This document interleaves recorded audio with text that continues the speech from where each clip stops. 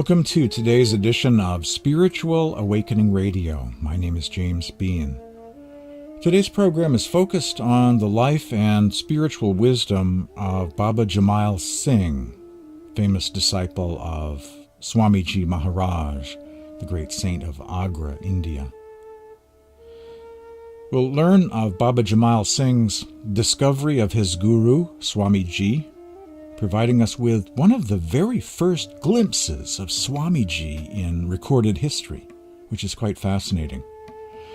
And we'll learn of the teachings of Baba Jaimal Singh. Many believe that his spiritual master, Swami Ji Maharaj, also known as Seth Shivdayal Singh or Sant Radhasoami Sahib, was one of the greatest mystics and saints of recent centuries in India. One way to learn more about Swami Ji is to pay attention to the teachings of his immediate spiritual successors and disciples. Those include Baba Garab Das, the focus of last week's program, Huzur Maharaj Rai Salagram Bahadur, another disciple of Swami Ji, the focus of next week's program, and the teachings and life of Baba Jaimal Singh, my focus today on Spiritual Awakening Radio. An account of Baba Jaimal Singh's spiritual seeking that led him to the feet of his spiritual master, Swami Ji Maharaj. And we'll delve into his teachings at some point in a few minutes, in a bit.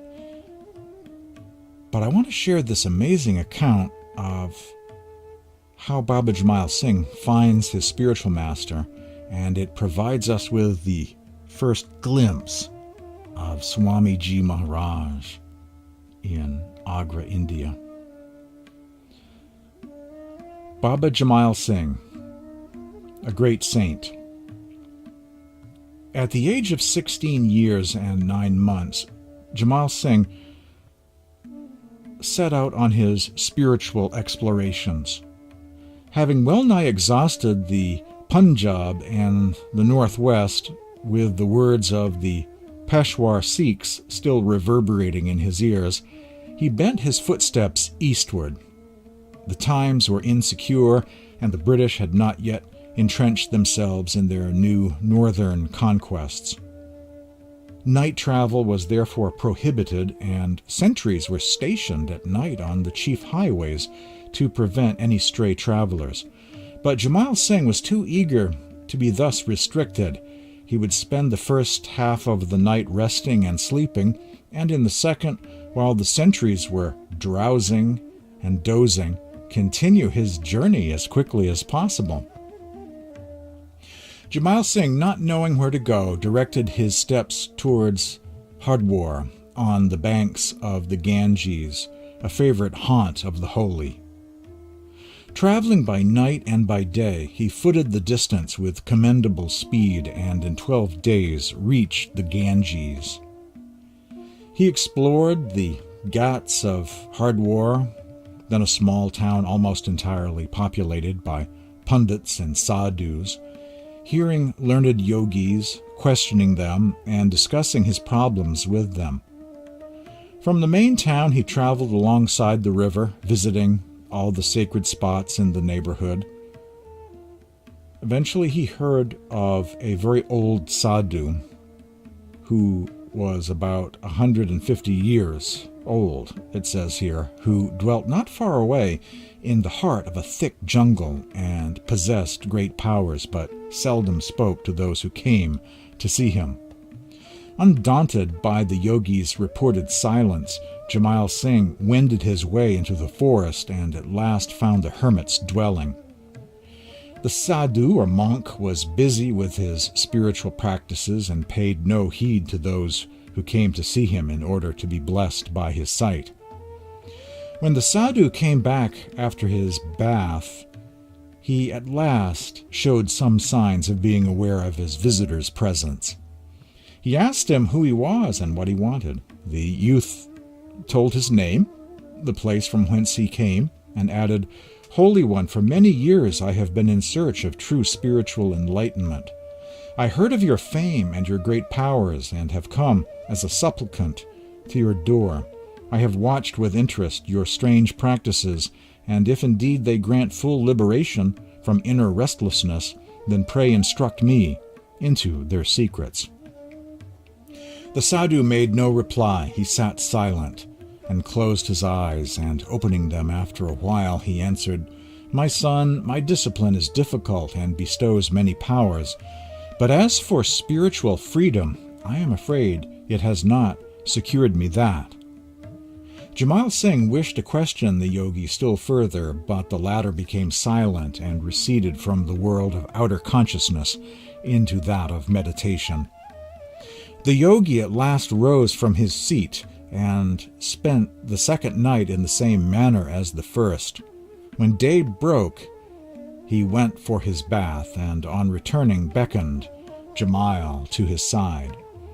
"My son, I cannot tell you much," he said, "but in my meditation I saw that the guru you seek dwells with his wife in Agra. He is indeed a great soul, and discourses from the Granth Sahib, the Sikh scriptures. He shall unlock for you the treasures of the Panch Shabd, the 5 sounds. Proceed there, and I myself will follow as soon as I can to partake of his bounty." What a burden fell off Jaimal Singh's back. How many nights had he spent tossing and praying, wondering if God would ever grant his wishes. The stranger at Peshawar had given him hope, but his words were vague, and nothing was certain. Now at last a definite clue had been given to him, and success appeared within sight. The Lord was indeed kind and did not ignore his humble servant's supplication. Refreshed in spirit and confident in mind, the youth, with a heart overflowing with inexpressible gratitude, bowed before the yogi, now enwrapped in silence, and humbly took his leave. The consummation. As Baba Jaimal Singh traveled in search of this guru, try as he might, his explorations seemed to lead nowhere. He could find no clue of the man he sought. Were his hopes baseless? Was the promise given him at Peshawar and confirmed in the heart of a forest on the banks of the sacred Ganges only a hoax and a delusion? Perhaps there had been error. Perhaps he was not yet ripe for the gift. Many thoughts crowded Jaimal Singh's mind as he sat contemplating on the banks of the river one morning after having bathed in its waters. While he sat this morning, 2 men approached him, discussing personal matters. At first he took scant notice of them, for many came daily for a dip in the sacred river. But then a word shot through his ears, and he was all attention. Yes, they were talking of a Swami Ji, a great sage, who often discoursed upon the Sikh scriptures at his home to a small audience. Jaimal Singh was on his feet. He accosted the strangers, inquiring of them about the great man of whom they spoke, and begged to be conducted to his dwelling. As soon as the 2 devotees had finished bathing, they set out with Jaimal Singh for Panni Gali, where lived the great Swami Ji. When the 3 reached their destination, the master was speaking on the Japji, the morning prayer of Guru Nanak, expounding its profound meaning and unearthing the spiritual treasures hidden in its lyrical ecstasy. There were only a few listeners, and Jaimal Singh slipped quietly into a corner. He heard the discourse with rapt attention, drinking in every word that fell from the lips of the saint. When the morning assembly was over, Swamiji welcomed his new visitor and wished to be acquainted with the object of his visit. "I am in search of the gift of Nam, and a saint who can bestow its blessings upon me," replied Jaimal Singh. "I heard of your greatness and have hastened to your door." At this point in the reading, it says that Jaimal Singh spent a lot of time asking Swamiji questions, hung out there with the disciples of Swamiji, spent some time attending the satsangs and soaking in the wisdom and the spiritually charged atmosphere there at Panni Gali in Agra, India. And he was ready eventually for initiation into the mysteries of spiritual practice. Swamiji then began to instruct him into the theory and practice of Surat Shabd Yoga, the meditation upon the inner light and sound of God. The term Surat Shabd Yoga, if translated into English, means the attention faculty of the soul becoming yoked to or united to, becoming one with the positive power of the Shabd, which can be seen as inner light and heard as inner sound, or different sounds or different levels of music. Swamiji then began to instruct him into the theory and practice of Surat Shabd Yoga, and when the instructions were over, asking the youth of 17 to sit down for meditation, he left the room. As soon as Jaimal Singh sat down for meditation, he got lost in samadhi, got utterly absorbed in a very deep meditation. The night came and passed away. The day broke, but he continued, motionless, lost in the inner bliss he had discovered. Another day saw itself swallowed up by the night, and the night saw itself replaced by another day. And yet the youth sat lost to the world around him. When some 48 hours had thus gone by, Swamiji asked some of the disciples if they knew where the visitor from the Punjab had disappeared. "We saw him 2 days ago at the satsang," they said, "but we have not seen him since." Swamiji smiled and proceeded straight to the little room where he had left the latest disciple, and which none had entered for 2 days. He placed his hand on Jaimal Singh's head, and when the latter's soul returned to the normal physical consciousness and he opened his eyes, he saw his guru beaming at him. "Do you, my boy, still doubt if your master be a true Sikh or not?" he asked with a twinkle in his eye. The lad wished to fall at his feet, but the long spell of samadhi had left his joints numb and still. Swamiji suggested that he rub his legs, and when Jaimal could move, he conducted him outside. In other words, he got him moving again, getting him back into his body after being in a deep state of meditation for a couple of days. That's quite a deluxe version of initiation into Surat Shabd Yoga, I must say.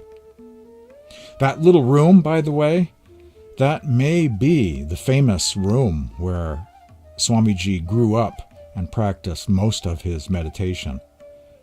There are descriptions of that little room elsewhere in the literature of the Radhasoami faith, a small room in the bottom of his home, very dark and quiet, almost like a sensory deprivation chamber, a quiet cave on demand almost, if you will, where Swamiji spent much time in meditation. That would be an amazing place to meditate. People still do meditate in that little room. It has a spiritually charged atmosphere, and I'm sure more so then, with Swamiji conducting his own initiations in that little room. The lad wished to fall at his feet, but the long spell of samadhi had left his joints numb and still. Swamiji suggested that he rub his legs, and when Jaimal could move, he conducted him outside. And gazing at him fondly, he said, "You too shall do one day the work I carry on now. Our path is not concerned with outer forms and rituals, and each of us must live by the best traditions of the community in which the Lord has been pleased to place us. He then began commending the teachings of Guru Nanak and the Sikh gurus, and said that those who were their followers needed little instruction. Swami Ji said, "Always abide by the injunctions of the Granth Sahib," he continued. Jaimal Singh heard with reverent attention his master's advice, and ever afterward tried to model himself on the same. He devotedly attended the daily satsang and assisted in whatever manner lay within his reach. He passed training, his past training had disciplined him well for his spiritual sadhana or spiritual meditation practice, and he would devote himself untiringly to bhajan, that's referring to inner sound meditation.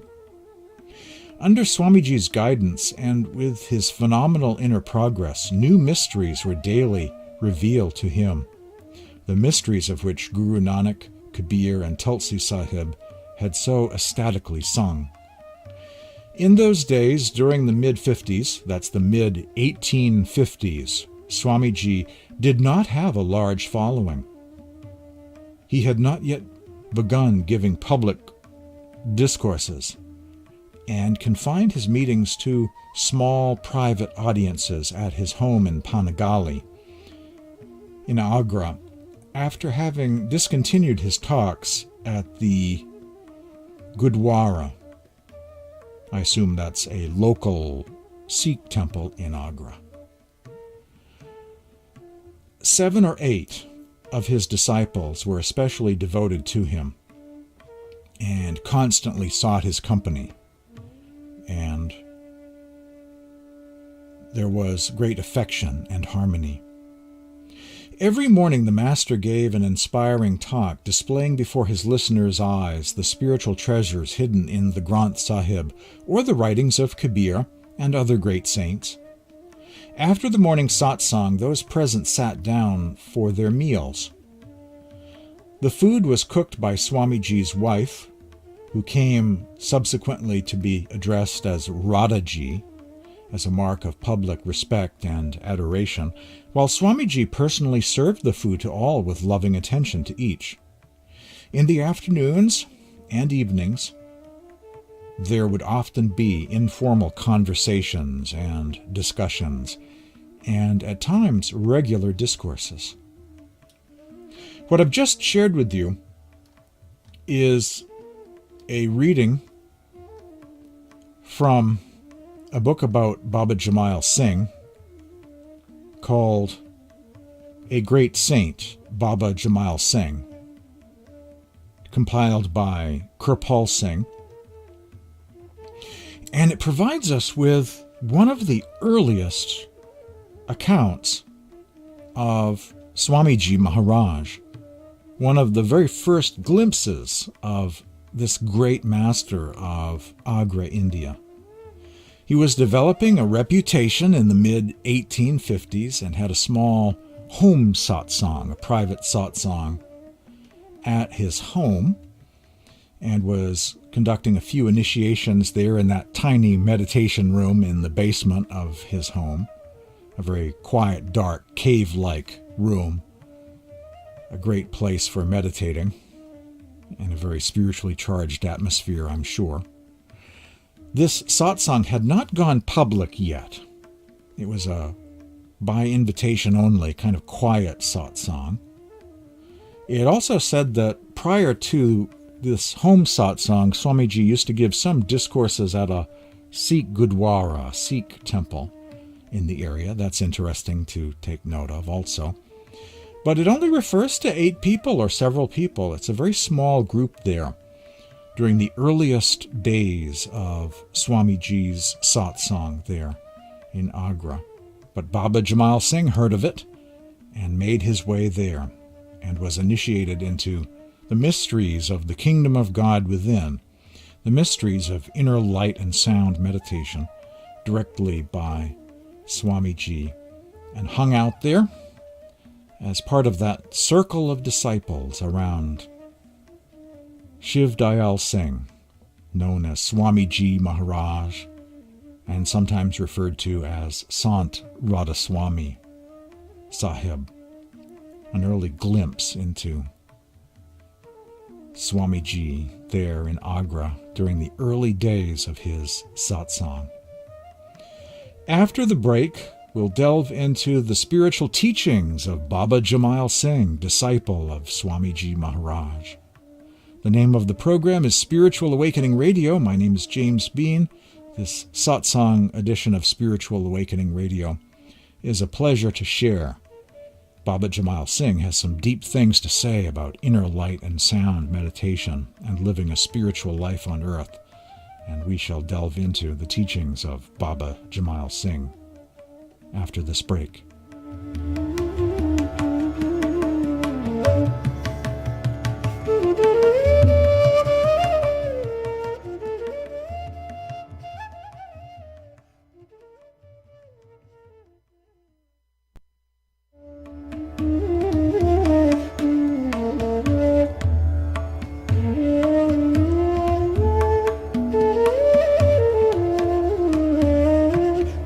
Although the disciples of Swami Ji Maharaj reached to thousands in number, yet three of them were most prominent. They were Rai Bahadur Salagram at Agra, Baba Garab Das of Delhi, and Maharaj Baba Jaimal Singh in the Punjab. Jaimal Singh's Spiritual Letters. Baba Jaimal Singh, as I pronounce his name, it could be also Baba Jaimal or Jaimal Singh. I like and go with my habitual pronunciation of Baba Jaimal Singh. He was born in 1839 and passed on in 1903, popularly referred to as Babaji Maharaj. He was a Punjabi from the Punjab province of northwestern India. He became a disciple of the great master of Agra, Swami Ji Maharaj. He served as a soldier in the British Indian Army. After retirement, he settled in a desolate and isolated spot outside the town of Beas in a hut by the river and became a spiritual teacher or Satguru. That location became known as the Dera Baba Jaimal Singh, and is now the world center of the Radhasoami Satsang Beas organization.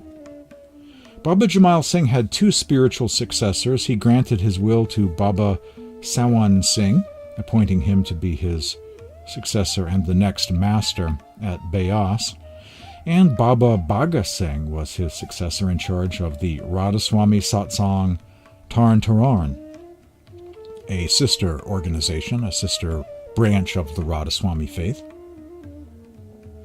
And now for some teachings about Baba Jaimal Singh's practice, known as Surat Shabd Yoga, focusing on the inner light and sound of God, as a way of theosis, becoming one with God by merging into the divine light and merging into the divine sound. That is the divinization process in the teachings of Baba Jaimal Singh.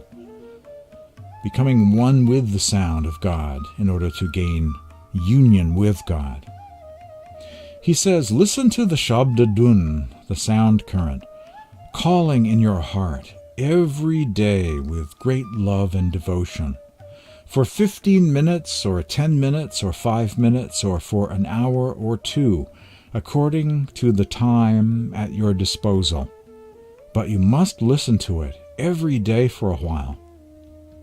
This is one of the most often repeated teachings of Baba Jaimal Singh in his spiritual letters.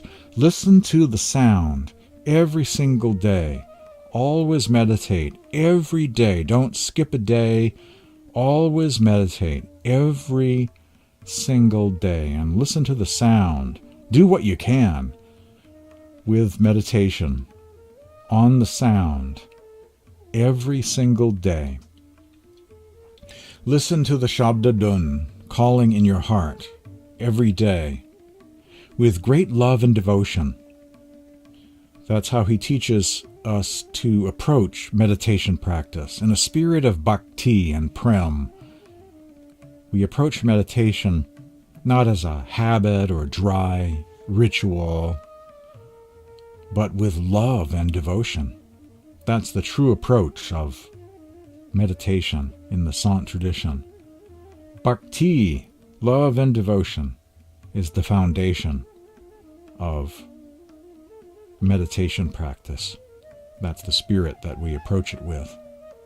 He says, meditate on the sound with love and devotion for 15 minutes or 10 minutes or 5 minutes or for an hour or two, according to the time at your disposal, but you must listen to it every day for a while. There's nothing more important than meditation. Increase this practice from day to day. Never decrease it.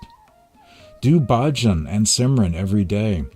Bhajan is a term for inner sound meditation done in a spirit of love and devotion, or bhakti, and simran refers to the repetition of sacred names of God. This can be done during meditation. It's actually the first step or stage of meditation practice. But people can take simran breaks throughout the day, and in whatever state of consciousness you're in, the dream state, the waking state, or the meditative state, you can do simran, the art of remembering God by repeating his names, thus spiritualizing the day, refocusing, recentering constantly by focusing on the sacred names of God. Baba Jaimal Singh says, there's nothing more important than meditation. Increase this practice from day to day. Never decrease it. While in meditation, do not think about worldly problems. Then the mind will become still. Argue with the mind thus: when you are asleep, you forget all activities of the world. What do you lose at that time? If it does not affect you adversely, then why do you indulge in worldly thoughts now?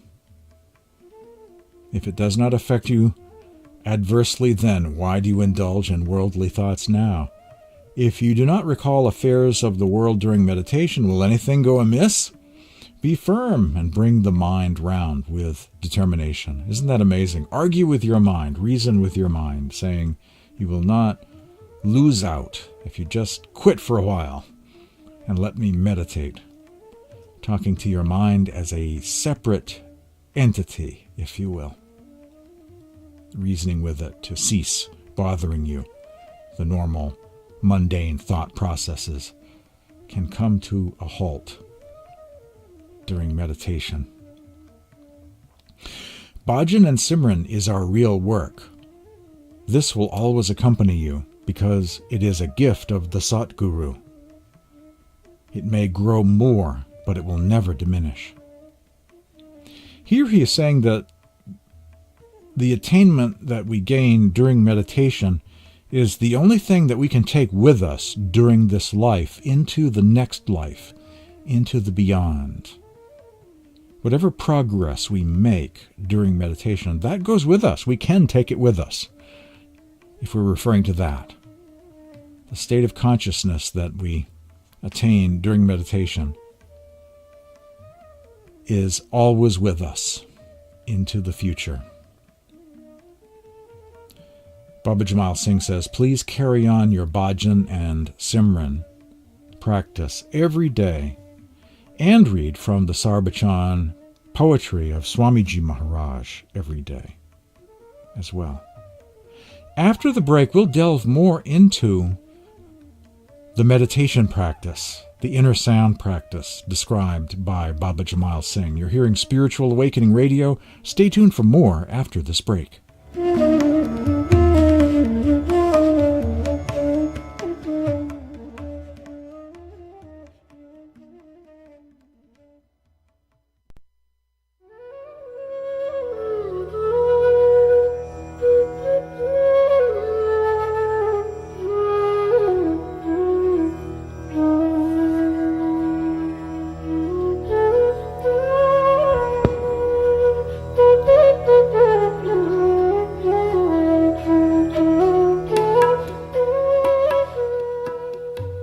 Today, the teachings of Baba Jaimal Singh spiritual master and successor and disciple of Swami Ji Maharaj of Agra. He says, fix your Surat and Nairat and Nijman, or Mana, with devotion in the Shabd Yoga. Fix the hearing faculty of your soul and the seeing faculty of your soul and the inner mind or real mind with devotion in the sound current. Just to translate that.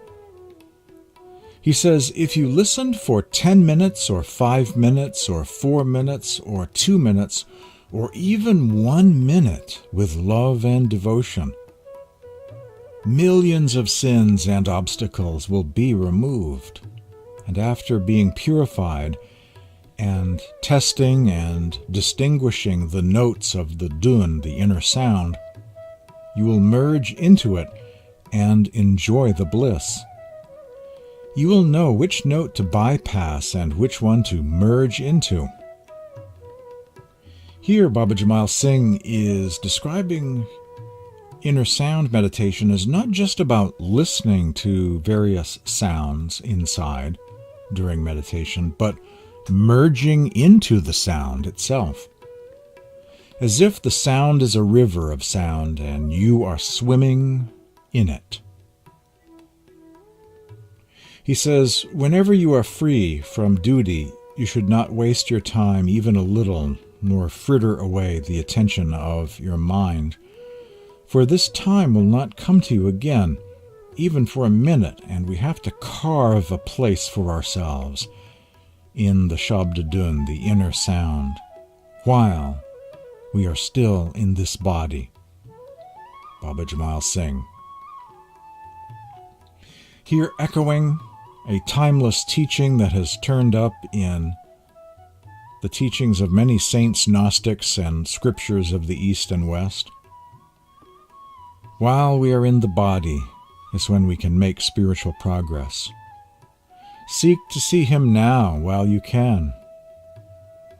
While you are alive, attain liberation while living. Ascend now while you live, while you're in this human form. Make use of this golden opportunity. Make progress now. If not now, when? Experience the divine now and make spiritual progress during this life. Baba Jaimal Singh, listen to the sound current every day when you are free and do Simran even while walking.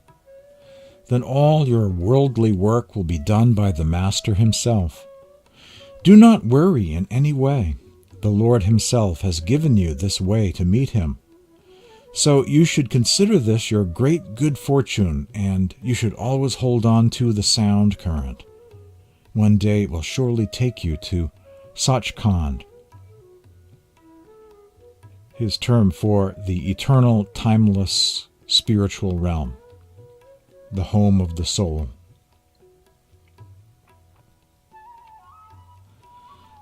He says, listen to the sound current every day when you are free and do Simran, even while walking. Then all your worldly work will be done by the Master Himself. Do not worry in any way. The Lord Himself has given you this way to meet Him. So you should consider this your great good fortune, and you should always hold on to the sound current. One day it will take you to Sachkhand. Listen to the Shabd Yoga, the sound current, every day, and also keep Simran, the repetition of the holy names, the 5 names, in the mind, for then the compassionate Huzur will do your official work Himself. To become purified and acquire the power to reach Sachkhand, the true eternal timeless spiritual realm, to possess the energy to ascend to each stage to obtain bliss by reaching the levels of alak, or beyond perception, the 6th plane, agam lok, the inaccessible plane associated with the 7th level, and Anami Lok, the 8th plane, the plane of the Lord of the Soul, and merging into it and to break loose from all attachments in order to become liberated, all will be attained through the munificence of the Satguru's real form, the Shabdadun, by listening repeatedly to it every day. Please have no anxiety about your reaching Sachkhand. This Shabdadun, with its 5-fold aspect, which has been given to you, will one day take you to Sachkhand. Hold on to it because it comes from Sachkhand. It comes only to take up the Jiva Atma, or the Surat soul, of those who have been initiated by a Satguru into the 5 Shabds, the 5 sounds. As the Surat, or the soul, gets cleansed more and more, it will ascend higher and higher. You should please attend to your bhajan and simran every day, whenever you have leisure, and keep your thought in simran all the time, even while working, walking, or sitting, all the time. And this from you is acceptable to Huzur or Swami Ji. Listen to the Shabdadun, the sound current, and remember, whether the mind takes to it or not, or takes to it incompletely, all the time that you thus devote is credited to you.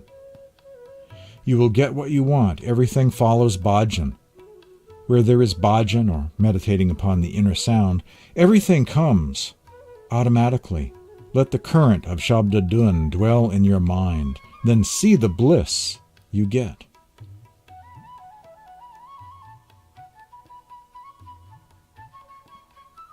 Amazing verses from Baba Jaimal Singh on the power of everyday practice, a little at a time, every single day. Over time really adds up. Thus his tremendous emphasis on meditating every single day. You're listening to Spiritual Awakening Radio. Stay tuned for more readings from Baba Jaimal Singh after this break.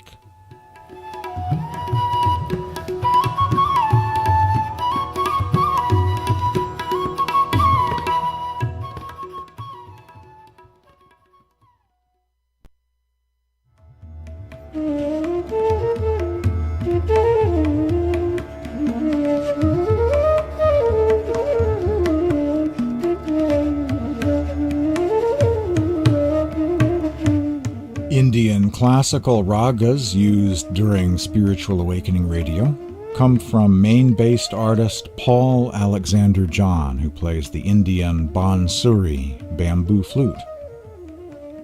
If you'd like to receive a copy of a PDF file booklet about the life and teachings of Baba Jaimal Singh, I can send a copy to you for free. Send me an email at this address, james@spiritualawakeningradio.com, or send a text message to the following number, leaving your email address in your text message. The number is 508-603-9381. It's actually a booklet featuring excerpts from the teachings of Baba Jaimal Singh, to be found at the kripalsingh.org website, which has many great booklets, including one about Baba Jaimal Singh. I can send you the PDF file or the link to the booklet. You can download it. I highly recommend it as a great source of information on Baba Jaimal Singh's teachings. Baba Jaimal Singh said, "As you are busy with work, the mind should be fixed in Simran, the repetition of the names, while the body attends to work. Listen to the Shabdadun, the sound current, every day, even though it be for 10 minutes, but do it every day. And believe it firmly in your mind that one day the Satguru will take you to Sachkhand, the true, timeless, eternal realm. Also read Shabads from the Bani, even though you read only one Shabad. And whenever you attend to any work, think it is the Sat Guru himself who is doing everything. I am doing nothing. Whether it is worldly work or it is spiritual work, all is Sat Guru's. I am nothing. Only thou art. Then all is the Sat Guru. Here Baba Jaimal Singh is saying that it's good to read some mystical hymns or poems every day. Most likely he is referring to the Sarbachan Radhasoami poetry of his own spiritual master Swami Ji. But it is also true that there is a whole vast galaxy of mystic poetry and hymns from the Sikh gurus, the Adi Granth, hymns of Kabir, Namdev, Ravidas, Mirabai,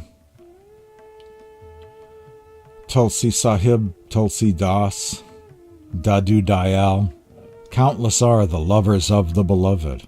There are many mystic poems or verses to choose from. And it's good to read such devotional bhakti, mystic poetry or hymns every day, even if you only read one paragraph or one page or one Shabad or hymn each day. It's very helpful to read that wonderful mystic poetry every day as part of your spiritual practice. He also here speaks of seeing the Master work through you, the Master within working through you, that we are an agent for the Master. We are a co-worker in the divine plan. To see things from that perspective. It's not me doing something, it's the Master within that's acting through me, that's doing everything. Another very universal teaching of the Sants. Baba Jaimal Singh says, whatever business or work you have, know it to be the Sat Guru's. Take yourself out of it and look upon yourself as only his agent. Sat Guru is the real doer. Kal Niranjan, the Lord of Time, Lord of Illusion, the Demiurge, the false god, the negative power, referred to as the Kal. Kal practiced a great deception, says Baba Jaimal Singh. Kal practiced a great deception by causing the souls to be entangled in the world and tied up with such ropes as the various religions, holy books, shastras, wranglings, and disputes, the pride of caste, idol worship, pilgrimages, putting one's faith and trust in those who are past and gone, and such other karmas, actions, and disciplines, etc. The entire world is tied with the ropes of love for parents, wife, family, and other worldly relations and attachments. No one was shown the way to reach Sachkhand, our true home. Rather, they were put as far from the road as possible. But Radhasoami himself, the Lord of the soul himself, has taken great compassion and mercy upon us, and came down in the form of a sant or saint, gave the clue of all the spiritual regions, and showed the way to reach Sachkhand via Shabdadan, the sound current. Therefore, when the path which leads home has been shown, one should tread it every day. In the Granth Sahib or Sikh scriptures, also this sound current or Shabdadun has been mentioned as omnipotent and omniscient. An amazing paragraph from Baba Jaimal Singh. Everyone in the world is all attached and tied up and distracted, and no one talks about the path of liberation. Just all this other stuff, wranglings and disputes and nonsense and attachments. Distractions to the left and distractions to the right. Never ending and nothing but. Baba Jaimal Singh says, you should never think of anything as your own because everything belongs to Akal Parush, the timeless, not Kal, but Akal Parush, Anami Radhasoami, the Supreme Being. Body, life, sons, daughters, wife, parents, wealth, house, property, all belong to Him. All this should be given back to Him. Do not keep yourself in anything. When you have rendered everything to God, then everything is Him, and you are also Him. Render everything to Him. Then you attend to your worldly work, also to bhajan and simran, but always feel in your mind that I am not doing anything. I simply am not. Whatever pleasure or pain comes, accept it cheerfully. Always realize that the Satguru is everything. Satguru in his Shabd form is with you and is protecting you every moment. Thanks for joining me today on Spiritual Awakening Radio. I will leave you with this verse once again. Satguru in his Shabd form is with you and is protecting you every moment.